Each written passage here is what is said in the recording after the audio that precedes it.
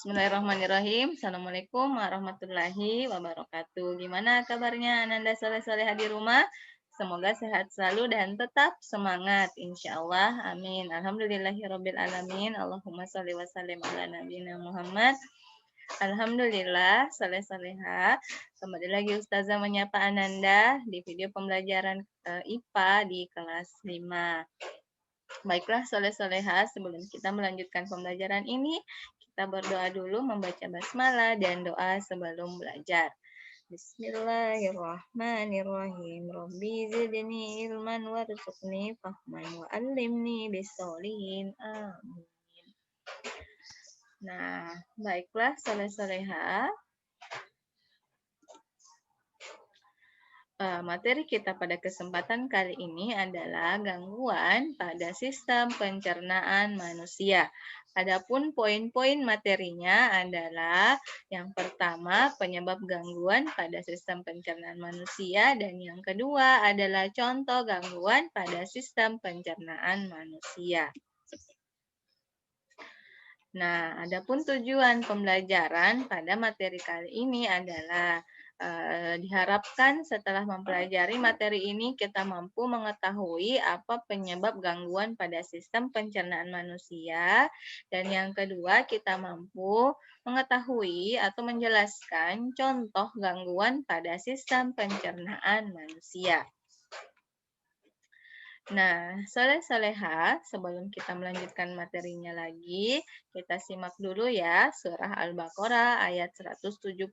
Allah berfirman, Bismillahirrahmanirrahim, hai orang-orang yang beriman, makanlah di antara rezeki yang baik yang kami berikan kepadamu dan bersyukurlah kepada Allah jika benar-benar kepadanya kamu menyembah. Nah, di ayat Al-Quran ini Allah menyuruh kita untuk memakan rezeki yang baik, yang tentunya halal ya. Kenapa rezeki yang baik? Nah, karena rezeki yang baik, baik itu maksudnya yang baik untuk tubuh kita, baik untuk kesehatan kita. Dengan makanan yang baik tersebut, insya Allah tubuh kita atau proses pencernaan di tubuh kita itu bisa berlangsung dengan baik. Nah, ini beberapa penyebab gangguan pada organ pencernaan. Yang pertama adalah pola makan yang tidak teratur. Nah, makan yang tidak teratur dapat membuat organ pencernaan tidak bekerja dengan baik. Misalnya, sarapannya kemarin jam 7. Nah, 3 hari jam 7. Tiba-tiba 3 hari selanjutnya tidak sarapan. 3 hari selanjutnya pindah lagi jam sarapannya jam 9. Nah, organ pencernaan ini kalau seperti itu, nah dia tidak bisa bekerja dengan baik karena berubah-ubah waktu untuk adanya makanan di organ pencernaan tersebut.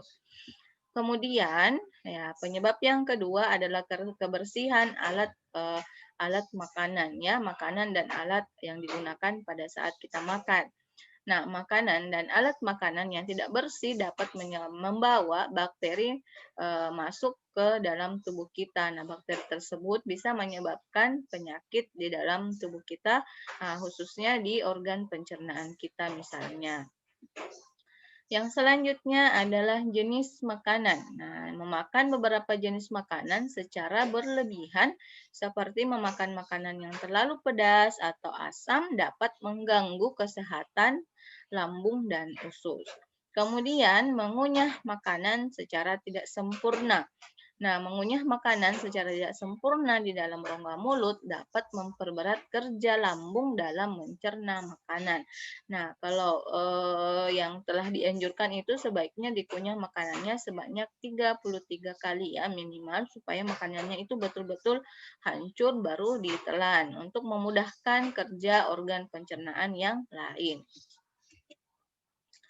Nah, ada beberapa contoh gangguan pada sistem pencernaan. Yang pertama adalah sakit gigi, yang kedua adalah sariawan, yang ketiga adalah radang lambung, atau MAH, yang keempat adalah diare, yang kelima adalah disentri, dan yang keenam adalah konstipasi atau sembelit.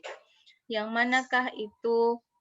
Kalau sakit gigi pasti sudah tahu ya, sakit gigi, sariawan, mah itu sudah tahu. Nah, yang mana itu disentri, yang mana itu konstipasi atau diare. Kita akan simak satu per satu. Baik, yang pertama adalah sakit gigi. Nah, mungkin beberapa di antara Ananda ini sudah menderita sakit gigi ya. Sakit gigi karena kenapa? Umumnya karena giginya berlubang. Kenapa bisa giginya berlubang dan menimbulkan sakit pada gigi? Nah, sakit gigi adalah kondisi ketika muncul rasa nyeri di dalam atau di sekitar gigi dan rahang. Nah, tingkat keparahan nyeri tersebut bisa bervariasi, mulai dari ringan sampai parah. Nah, nyeri sakit gigi secara terus-menerus sepanjang hari atau bisa muncul dan hilang secara berulang-ulang.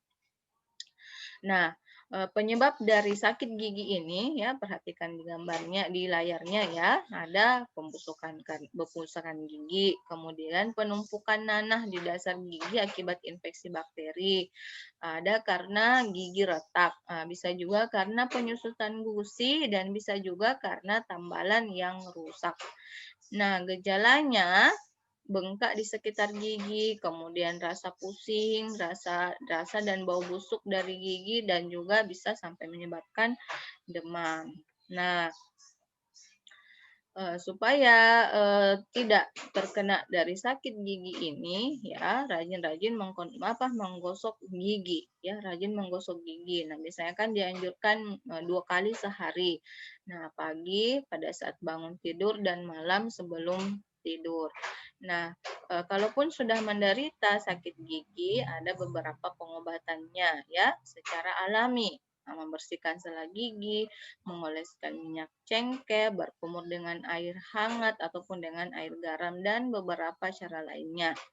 Sedangkan terapi farmakologi atau menggunakan obat-obatan yaitu bisa menggunakan anti nyeri seperti asam mefenamat, Ponstan, ibuprofen dan aspirin. Nah, bagi Ananda yang belum menderita penyakit ini lebih baik mencegah ya daripada mengobati. Jadi sebelum ada giginya berlubang ya rajin gosok giginya ya setelah makan supaya tidak ada sisa-sisa makanan di gigi yang bisa menyebabkan pembusukan pada gigi sehingga giginya rusak akhirnya lubang dan sakit gigi.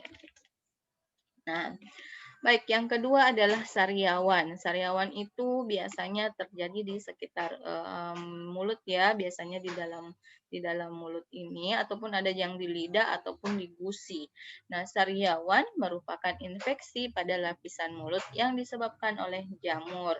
Nah, pengobatannya dilakukan dengan mengoles obat sariawan sesuai petunjuk dokter dan makan buah yang mengandung vitamin C. Ya, biasanya kan kalau kita sariawan, biasanya dokter mengatakan, oh ini kekurangan vitamin C, maka dikasihlah kita vitamin C. Lebih baiknya lagi ya konsumsi makanan yang mengandung vitamin C, misalnya jeruk. Ya. Nah, yang selanjutnya adalah MAH. Nah, apa itu MAH? MAH adalah gangguan akibat peradangan pada lambung. Nah, biasanya kalau sakit mah kan dipegang lambungnya. Di lambung itu di perut sebelah kiri. Nah, gejalanya biasanya berupa nyeri perut bagian atas, mual, dan muntah. Nah, penyebabnya karena adanya luka pada lambung yang tidak segera diobati. Bagaimana cara mengatasinya jika terjadi? Nah, biasanya berobat ke dokter, dikasih antibiotik atau antasida. Kenapa sampai terjadi, Mah? Ya, karena pola makan yang tidak teratur. Misalnya tadi kan makannya biasanya jam 3 afwan ya, biasanya makan makan siangnya ya itu jam 1 misalnya. Nah, itu sudah berlangsung misalnya sudah seminggu. Tiba-tiba minggu depannya berubah lagi. Nah, lambung itu pada saat jam 1 karena sudah ada jadwalnya yang sudah biasa dia akan bekerja. Ada tidak ada makanan dia akan bekerja saling bergesekan dinding lambungnya. Nah, kalau tidak ada makanan, kemudian bergesekan, kira-kira apa yang terjadi? Maka lambungnya akan luka. Nah, luka pada lambung inilah yang menyebabkan rasa nyeri pada lambung. Jadi diatur pola makannya supaya tidak terjadi penyakit MAH. Nah, selanjutnya adalah diare. Diare merupakan penyakit saluran pencernaan yang disebabkan oleh infeksi bakteri, parasit maupun virus. Gejala diare meliputi perut kembung atau kram, tinja encer, rasa mulas, dan terkadang mual dan muntah. Biasanya kalau diare itu frekuensi untuk BAB atau buang air besarnya itu kadang sampai 5 kali ya, 5 kali sehari, 7 kali sehari, dan BAB-nya itu atau fesesnya itu encer. Disebabkan karena infeksi virus pada usus besar dan alergi makanan juga. Bagaimana cara mengatasinya? Yang perlu dilakukan adalah dengan beristirahat yang cukup dan banyak minum supaya tidak mengalami dehidrasi. Nah, biasanya juga kalau menderita diare ini diberikan cairan oralit ya. Oralit itu bisa dibuat secara alami ataupun diberikan dari puskesmas atau dari dokter. Nah, yang selanjutnya adalah disentri ya. Disentri adalah radang usus yang menyebabkan diare serta diare yang disertai darah atau lendir. Nah, biasanya berlangsung selama 3 sampai 7 hari. Disentri ini bisa disertai dengan kram perut, mual, muntah, dan demam. Nah, disentri ini disebabkan oleh bakteri dan amoeba yang ada di bagian usus besar, ya, bagian usus besar. Dan yang terakhir adalah konstipasi. Nah, biasanya itu kalau berlama-lama di toilet BAB biasanya karena konstipasi atau susah keluar BAB-nya. Konstipasi atau sembelit adalah feses ya, gejala feses mengeras sehingga susah dikeluarkan. Nah, penyebabnya disebabkan karena adanya penyerapan air pada sisa makanan yang berlebih ya. Biasanya kan pada usus besar itu terjadi proses penyerapan air. Terlalu banyak air yang diserap oleh usus besar itu menyebabkan fesesnya menjadi keras atau bisa juga disebabkan karena kurang konsumsi serat makanan yang berserat dan juga kurang mengkonsumsi air putih. Nah, bagaimana cara mengatasinya? Nah, supaya BAB-nya lancar, tidak berlama-lama di toilet ya, atau di WC, maka banyak mengkonsumsi buah-buahan dan sayuran yang berserat serta banyak mengkonsumsi air putih. Ya. Oke, soleh-soleha. Alhamdulillah, syukron atas perhatiannya. Demikianlah materi yang Ustazah sampaikan pada kesempatan kali ini. Semoga mudah dipahami dan bermanfaat. Soleh-soleha, tetap jaga kesehatannya ya, tetap diatur pola makannya, istirahatnya, dan tidak sembarang mengkonsumsi makanan. Ya, makanan yang kurang bagus untuk tubuh, misalnya minuman yang bersoda atau terlalu banyak konsumsi makanan yang manis, misalnya coklat atau permen itu sebaiknya dikurangi ya. Saleh-saleha. Assalamualaikum warahmatullahi wabarakatuh.